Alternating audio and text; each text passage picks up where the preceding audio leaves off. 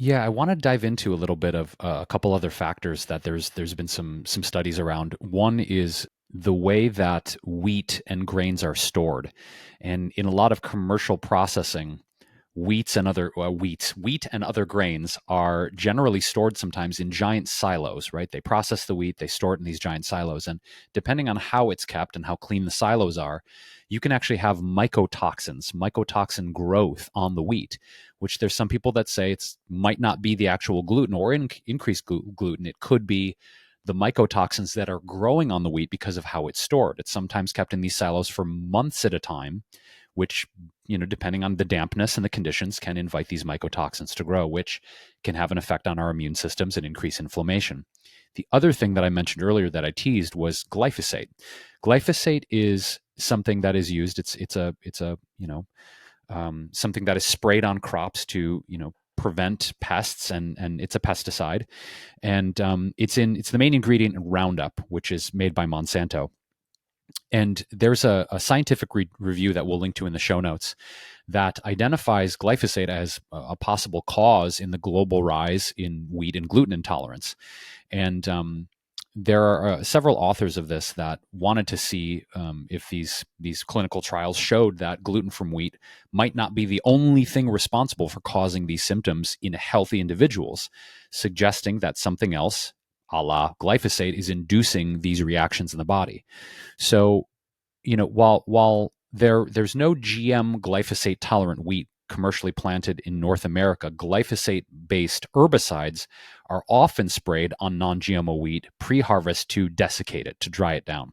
So just really quickly, glyphosate works as a weed killer by inhibiting a pathway that is exclusive to plants and bacteria, but not found in mammals, including humans. So for this reason, glyphosate was historically claimed to be non-toxic to mammalian species, but we know that's not true now. So our guts are full of friendly bacteria that help us digest food and function as part of our healthy immune system. So the researchers were thinking, okay, could glyphosate impact this gut bacteria, causing dysbiosis? And dysbiosis means that there's an unhealthy imbalance in our bacterial populations in our gut. So in these tests that they ran, they found that dysbiosis effects found reducing populations of a type of gut bacterium called Rothia. And Rothia species have been identified as playing a pretty critical role in the degradation of gluten and may play a role in the prevention of celiac disease.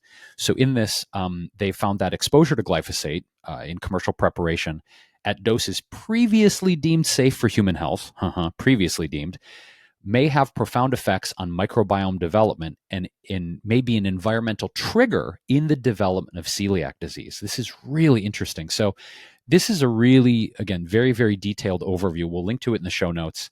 But it's really interesting to think about how much herbicides have increased, in the last few decades. And I've always wondered this, because if we go back to the sort of European side of things, as you mentioned, Alexandra, when I've gone to Europe and I've eaten gluten, in particular, organic gluten, glutinous products like pasta. I remember the first time I went to Italy, I did not feel the bloating and the negative effects in my body when I have eaten glutinous products that come from Europe.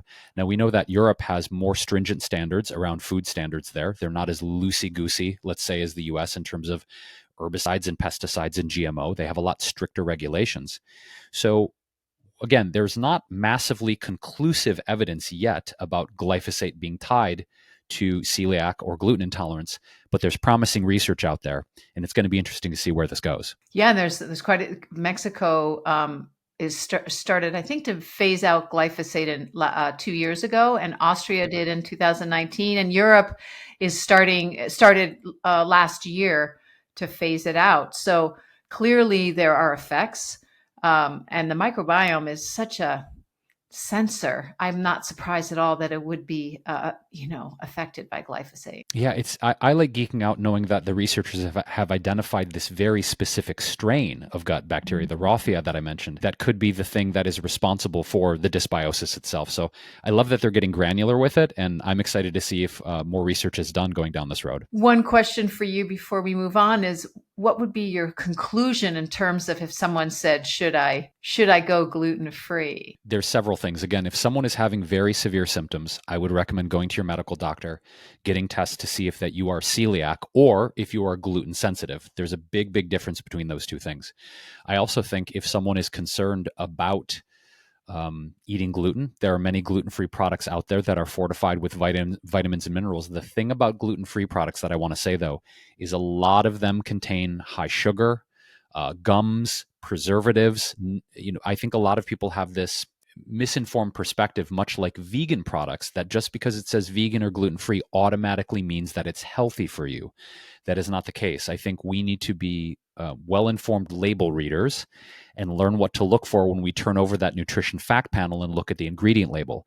So I think there's a lot of really delicious gluten-free products out there. We just have to make sure that they're healthy and don't contain any weird ingredients. And the third thing that I'm really excited about is there's a lot more products out there that are becoming certified glyphosate-free. When you go to the store shelves, you're seeing a lot of cereals, bread products, oatmeals, etc., that will have the label on it that says this has been tested for glyphosate and there's 0 confirmed levels. So I've been actually eating a lot more glyphosate-free foods because it is a concern. I don't want to be eating things that have herbicides and pesticides on them. So you can also look for that certification now. Now, if you buy organic foods, then there's no glyphosate, right?